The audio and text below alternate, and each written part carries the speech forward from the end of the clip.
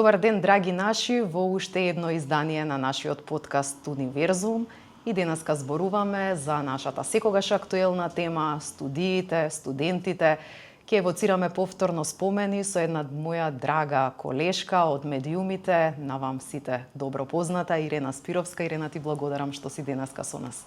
Со големо задоволство, Биби, а меѓу другото и поради тоа што никогаш не сум зборувала за ништо за кои што денес ќе зборуваме. Така, ова е интересна тема, посебно за нашата верна публика, нашите студенти од Универзитет Скопје кои што ги гледаат нашите подкасти. И сега, вака, Ирена, јас и ти се познаваме долги години, никогаш не сум имала прилика да те прашам што студираше. Подготвувајќи се за овој разговор, прочитав, најдов негде таква информација и сега ми е појасно, од секогаш сум мислела за тебе дека многу убаво се изразуваш, дека имаш многу богат фонд на зборови. Верувам дека сето тоа потекнува од студентските денови, бидејќи ти имаш студирано нешто што има врска со мајчин јазик, со литература. Како почна твојата студентска приказна? Прво ти благодарам за убавите зборови, за убавиот впечаток, кој што многумина и други го делат и секогаш ми велеле што си студирала, па зборуваш така убаво. Јас прво морам да кажам дека должам огромна благодарност на Македонската радиотелевизија, каде што пред повеќе од 30 години ги започнав првите чекори во светот на медиумите и таму многу одговорно и професионално се работеше со сите нас кои што во тоа време бевме млади кадри и требаше да почнеме, значи имавме вежби, имавме часови, обуки на кои што не учеа да говориме и тоа е еден плюс за таа генерација, не сум единствена, секако имаме до ден денес наши колешки по другите медиуми што беа дел од таа генерација што ја помина таа школа, која што многу ни помогна, но во исто време факултетот што го одбрав, македонски јазик со јужнословенска книжевност, секако беше одлична подлога за ова што го работам, иако приказната е многу интересна, затоа што некогаш одамна не ни предпоставував дека цел живот ќе го работам ова што го работам. Јас всушност завршив средно медицинско училиште и сум завен техничар. Но тоа не беше некако мој прв избор и не беше моја собствена желба, тоа повеќе беше по насока на мојот татко Петар, кој што е наставник, сега веќе долги години во пензија, и некако тој имаше желба, моето образование да се насочи во тој смер, мислејќи дека е тоа нели секако една убава професија, дека јас сум дисциплиниран ученик што ќе може да одговори на обврските во средното медицинско училиште, кое што патем беше многу строго во времето на директорот тогашен Еленчевски. Јас се запишав, ама од прв ден кога се запишав, знаев дека тоа нема да биде професија во која што ќе продолжам да се надградувам и да ја работам. Едноставно немам храброст за таа професија и почит за сите што работат на полето на медицината. Ја едноставно сум личност која што ја фаќа паника кога ќе види некој дека е исечен, повреден, нешто дека го боли. Меѓутоа, си реков на себе си, му реков дури и на мојот татко, ќе го завршам ова средно училиште одлична, за да не се срамам јас, нели, и да не го посрамотам мојот татко педагог, меѓутоа јас нема ова да студирам и нема да работам. И низ тоа 4-годишно патешествие во медицинското училиште, кое што нели ме научи на ред, на дисциплина, се влюбив во латинскиот јазик. Еден од предметите што ги изучувавме, и толку многу тој јазик ме фасцинираше и еден имаше интересен момент, паметам дека имав 4 по латински јазик, првата година кога учевме, другите оценки 5 и скоро секој втор час кривав рака да ме испраша професорката Чадиковска, зашто сакав да имам 5. И ме испрашуваше многу често и никако не ми ставаше 5. И јас некако потајно си патев зошто немам 5 по латински, јазикот и предметот што толку многу го сакам. И на крај на школската година, кога пак требаше да се јавам да конечно да се изборам за 5, ми напиша 5 без да ми испраша, што значи еден одличен педагог, таа знаела цело време дека заслужувам петка, ама ме држала, нели, да бидам во кондиција, да учам, да се трудам, да не се олабавам. И мене тој гест и тој момент толку ме врза за латинскиот јазик, што кога го заврши средното медицинско, конкурирав на класични студии. Одбрав да студирам латински и старогрчки. Тоа е една група која што прима многу мал број студенти. Таа година 10 само се полагаше приемен испит, мораше да имаш некакво предзнаење и го положив со најголем број поени, затоа што тие што доаѓавме од медицинско и од професорката Чадиковска, навистина бевме неприкосновени, многу бараше од нас да учиме. И почнав прва година и одлично ми одеа студиите, бев фасцинирана од предавањата, со еден момент интересен, што сега верувам дека е многу поразлично, во тоа време немаше многу печатена литература и книги. Па речиси на секое второ предавање запишувавме што ни говореа професорите, но во исто време почнав да работам хонорарни во македонската телевизија, зашто јас само што завршив средно имаше, овој дел е веќе познат, сум го зборувал, имаше аудиција во МТВ за најавувачки на програма, на која што се пријавив и ја, беа преку 100 млади девојки, ни дадоа лист, не седнаа вака пред камера да прочитаме, некои искусни луѓе од страна гледале, направија потесна селекција од 20 девојчиња, кои што одевме на двомесечна обука и од тие 20 на 10 на крајот ни овозможија да седнеме пред камера и да почнеме да работиме. И јас имав нели таква можност. И како почнав повеќе да добивам обврски во телевизија, а таму процениле дека можам да носам и поголем товар, почна да ми се случува еден ден одам на предавање, 2 дена не можам да стасам зашто сум во телевизија, ми беше нели како млад студент, како девојка со 18 години, па многу примамливо да си заработувам и да имам свој џепарлак. И во јуни ги положив сите испити од прва година, меѓутоа бев свесна дека ако продолжам да работам и во телевизија, ако продолжам да го студирам тој факултет, ќе ми оди многу спори и ќе ми биде многу потешко, зашто не е факултет класични јазици од кој што можам да ја земам нели тетратката од некој друг па да учам, затоа што пишуваме на рака. Ако ја земам јас тетратката од тебе, ти нема да можеш да учиш. Сега се надевам дека имат многу повеќе печатена литература од тогаш. И одлучив да го сменам факултетот и си викам дај да запишам нешто што ќе ми биде полесно да го завршам, а што исто ќе ми биде интересно за учење, и го одбрав факултетот македонски јазик и јужнословенска книжевност. И сега го паметам моментот кога дома му соопштив на татко ми дека јас со завршена прва година, со положени сите испити, дека ќе се запишувам повторно прва година, зашто меѓу другото класични студии немаше можност да се студира вонредно, а јас веќе нели се амбицирав и да работам и вонредно нешто да си завршам. И затоа морав да почнам од прва, од поново, со тоа што ми признаа секако некои испити. Како реагираше татко ти? Татко ми реагираше многу, како родител го разбирам, значи бурно, дури така со прекор. Сега сите твои другари, другарки, твојата генерација ќе бидат втора година, ти пак од почеток ќе студираш, па ти вика нема да завршиш школа.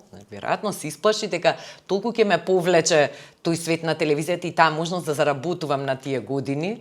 Меѓутоа јас бев истрајна и покрај тоа што не беше воодушевено, тоа дури не се согласуваше. Јас реков до овој момент правев секако што треба, значи ги исполнував очекувањата на мојот татко, знаејќи дека сепак ми мисли најдобро, но во тој момент решив, викам јас ќе се префрлам, ќе почнам се од поново зашто сакам да работам во телевизија. И така започна мојата приказна со македонски јазик и јужнословенска книжевност и всушност тоа испадна дека е идеален избор и идеално на дополнување на работата што ја работам. Така. Иако ќе кажам, во тој момент не ни знаев дека не знам, после 32 години, како што е денешниот момент, ќе седам и ќе зборам за таа професија.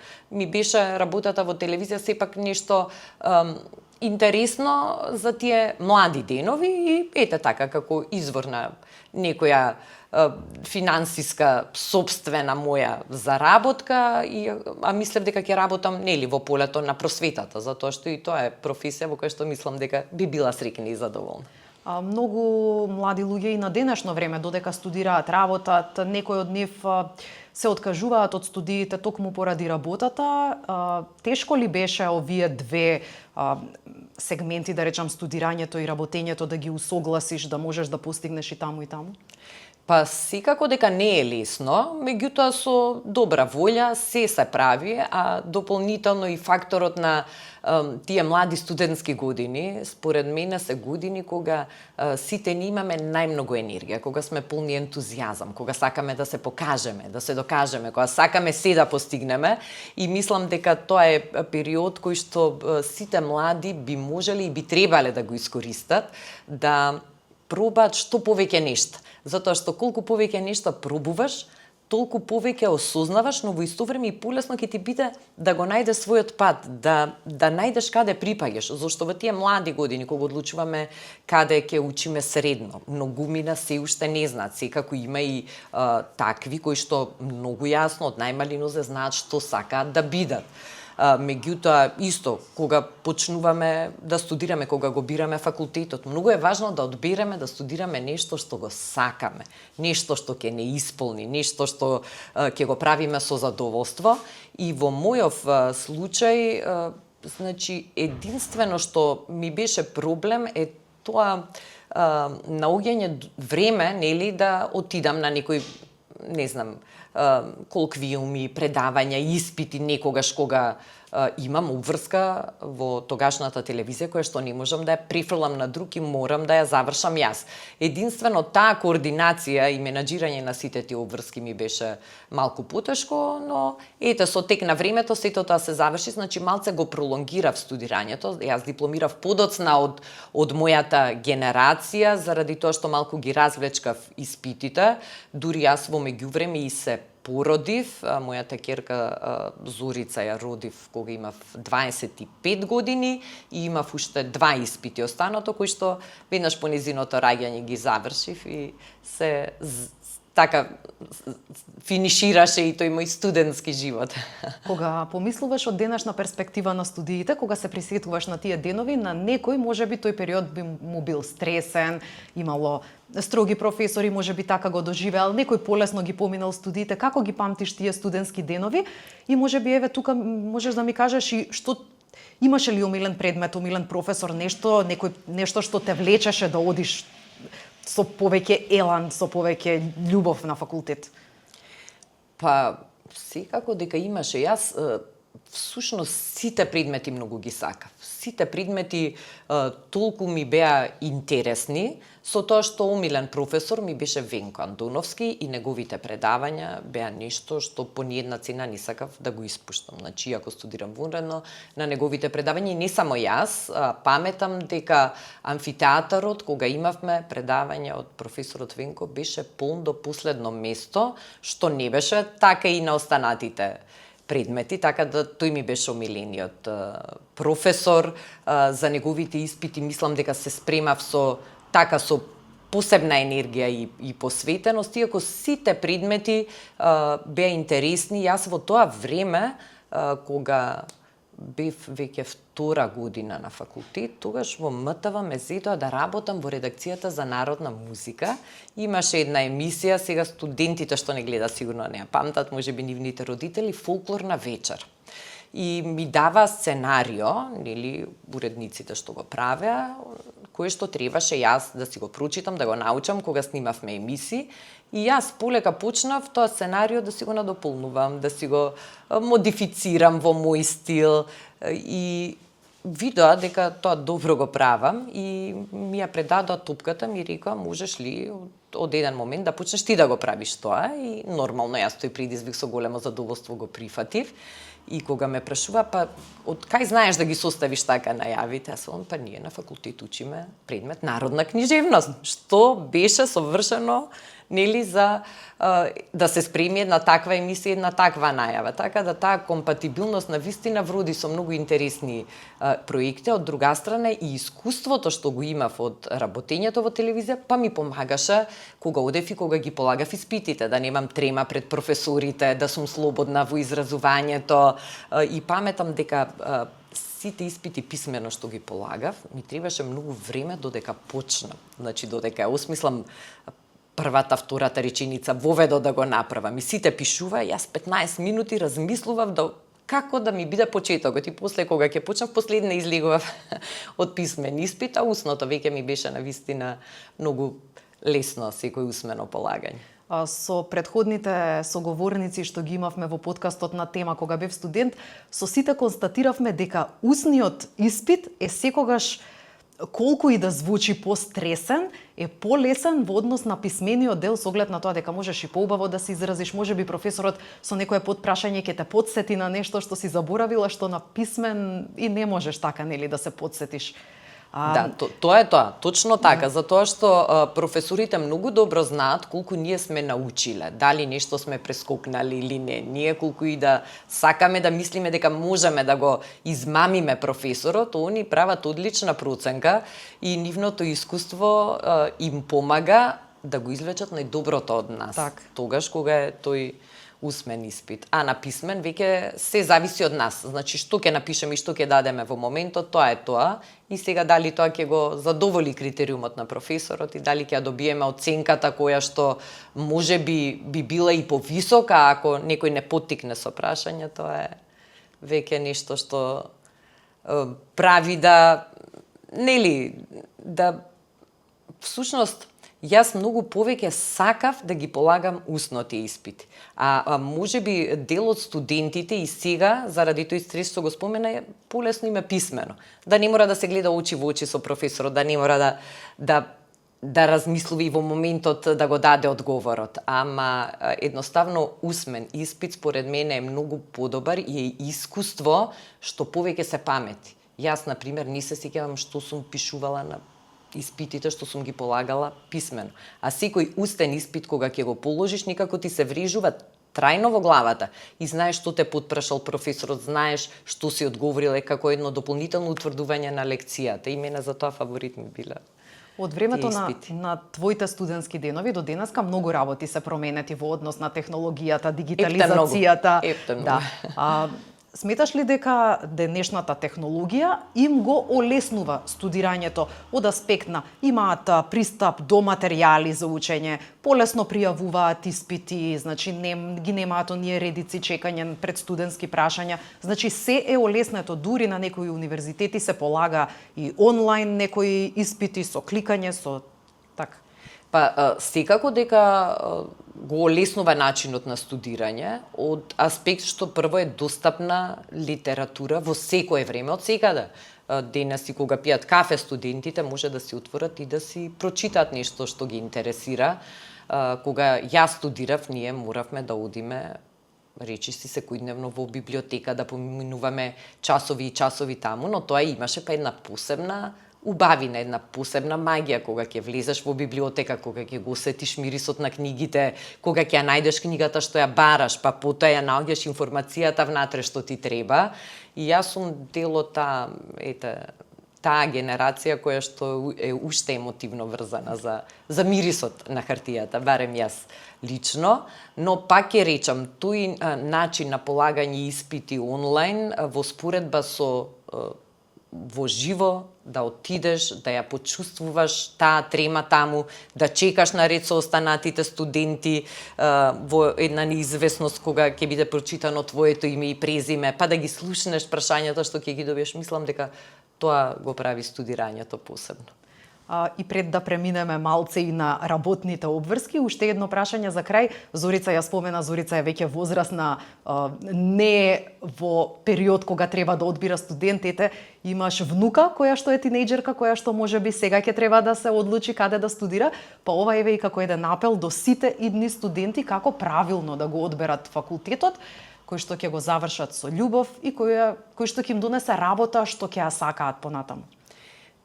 Да го слушаат својот внатрешен глас, колку и да изгледа како клише, но пак ќе кажам, голема привилегија е човек да го работи тоа што го сака. А за да го работиш тоа што го сакаш, треба да бидеш и соодветно образован. И затоа е многу важен изборот на факултетот. Денеска можностите на младите студенти, на младите генерации навистина се неограничени. Имаат избор на професии, на разноразни образовни, високообразовни институции, така што треба само да бидат внимателни во селектирањето. Ние сите сакаме да ги исполниме желбите, амбициите на нашите родители, можеби очекувањата на нашите професори, и некогаш бираме и нешто што не ни лежи. Мој совет да одберат тоа што на вистина сакат, нешто некој друг им сугерира, или да не одберат факултет каде што најдобрата другарка отишла да студира, па ајде ќе бидеме заедно, или најдобриот другар. Едноставно да го прават тоа што во моментот го сакат. Дури не мора ни некое предвидување, леле сакам да бидам во иднина, не е важно, тоа и тоа, да бидам доктор, да бидам судија. Тоа што во моментот го правиш и те интересира, мислам дека треба да го следиш. Барем јас така сум правела. Еве, пак ќе се навратам на тоа, не сум мислела дека јас ќе работам оваа работа толку години. Се што ми било во моментот интересно, ми било интересно да бидам манекенка. Сум пробала, сум одела на модни реви. Сега има аудиција во МТВ. Ајде, интересно ми е, ќе пробам таму. Сакам ова да го и низ тој пат, низ тоа скокање од поле на поле, од сфера во сфера, всушност се изгради и мојот живот, и мојот карактер, и самата јас. Кажа самата дека од студентските денови си во македонската телевизија, три децении си во медиумите. Медиумите некогаш и денес, колку се променети од твој аспект, и дали Ирена Спировска со истата љубов, истата жар ја работи работата и сега, како што било и тогаш на почетоците? Да, ќе почнам од последното прашање, со истата љубов, со истата жар, затоа што имав среќа да останам во професија која што навистина ми е интересна, ми е до ден денес убава, ми е предизвик. А дали се сменети медиумите многу, па во однос на работниот дел, на нашата работа како водители, како новинари, мислам и дека не е нешто многу сменето. Сменета е секако технологијата која што незапирливо оди напред, визуелниот ефект, таа техничка супериорност во однос на порано е неспорна. Меѓутоа, професијата јас ја доживувам навистина како работа во која што секој треба да го даде својот максимум, да биде одговорен, да биде дисциплиниран. Тоа е, како што ти многу добро знаеш, тимска работа. Јас навистина сум тимски играч, веројатно и професијата да се работи пред камерите ми помогнала во тоа, така што мислам дека во било која работна средина би немала проблеми. Можеби младите денеска на тоа поле треба да внимаваат и да поработат, некако и тоа онлайн студирање, и тој начин да можеш да заврши сам, да дојдеш до информација, некако повеќе апострофира индивидуата на сметка на колективот и на тими, на една екипа, а силата доаѓа кај секого и во секоја професија кога има одличен тим, и тоа е едно од нештата поради кои што ја сакам оваа работа. И за крај, јас морам да ти признавам дека те доживувам како човек кој што не застанува. Јас викам вода стои, Ирена не стои. Значи, постојано си активна. И во нашата утринска програма на Алфа телевизија, имаш и своја емисија. Па, да речам, многу често си дел од настаните, викаат во својство на водител на големи манифестации, на музички манифестации, на разноразни настани. Јас се прашувам, Ирена Спировска има ли слободно време за себе и што сака да прави во слободното време? Дали планинарењето ти е една од оние работи кога си слободна, што најмногу сакаш да ги правиш, уживаш во тоа? Дефинитивно. Секој момент што ми е слободен, гледам да го искористам на планина, едноставно затоа што тоа е идеален баланс со се ова друго. Камерите, светлата, вниманието кое што нашата професија го носи, сакали или не, обкружувањето секогаш да си со луѓе, секогаш на настани, да има гласна музика, да има врева. Наспроти, планинарењето, кога си на воздух, се чувствуваш слободно, не носиш високи подпетици, не мораш да си нашминкан, косата може да ти е бушава. Еден идеален еквилибриум ми создава и ми ги полни батериите. Така што тоа е моја страст уште од најрана возраст, затоа што еве пак ќе го спомнам мојот татко Петар не запиша мене и брат ми како деца да одиме во извидници, уште од основно и уште од тогаш ги засакав планините и би најтопло би им ги препорачала на сите млади, затоа што колку што може и еден факултет да не научи, колку што може и една професија да не научи, толку може и планината да не научи, да ги надминеме собствените граници, да бидеме дисциплинирани. Не учи планината на тоа дека мора да вложиш труд за да стасаш до некоја убава гледка. Исто како и во студирањето, ти мораш да учиш за да стасаш до солидна оценка, да дојдеш до диплома и да работиш после нешто што го сакаш. Така да планините се едно животно искуство кое чинам дека секој треба да го проба, не мора секој да оди на високи планини, секако и ја не сум некој планинар од тие високогорци, јас највисокиот врв што сум го искачила е врвот Мусала на планината Рила Бугарија, кој што е највисок врв на Балканот, 2925 метри, над 3000 метри, за жал, не сум успеала да се искачам, можеби некогаш понатака, но дефинитивно планините само може да придонесат, не се за физичка кондиција, за издржливост, за добро здравје, туку и за едно ментално здравје. Затоа што во денешно време сите сме под стрес, почнувајќи дури и од студентите и од младите луѓе кои што треба да исполнат еден куп очекувања, јас би го препорачала како еден, ајде сега така ќе се изразам, издувен вентил, како една психотерапија, затоа што со секоја физичка активност хормоните што ги лачи телото продуцираат едно убаво чувство и една состојба на радост, на задоволство, на среќа во организмот.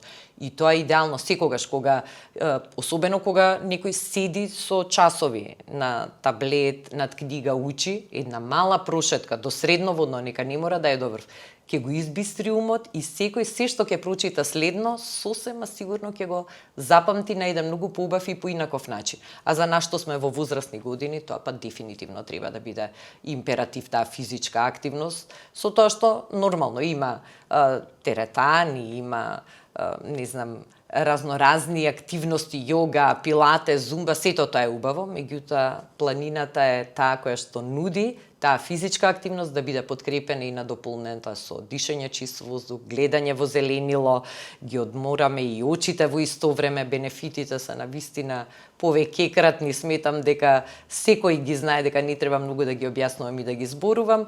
Трикот е можеби во тоа да се најде слободно време, да се одвои време за човек да ги стави на нозе патиките или планинарските чевли и да рече следниве неколку часа јас не сум тука, одам малку надвор и подалеку од градскиот метеж и врева. Како велат, кога се сака, се може, време ќе се најде. Ти благодарам, Ирена, што ја сподели твојата студентска приказна со нашите гледачи. Ми беше задоволство, Биби. И на вам, почитувани гледачи, ви благодарам што и денеска бевте со Универсум.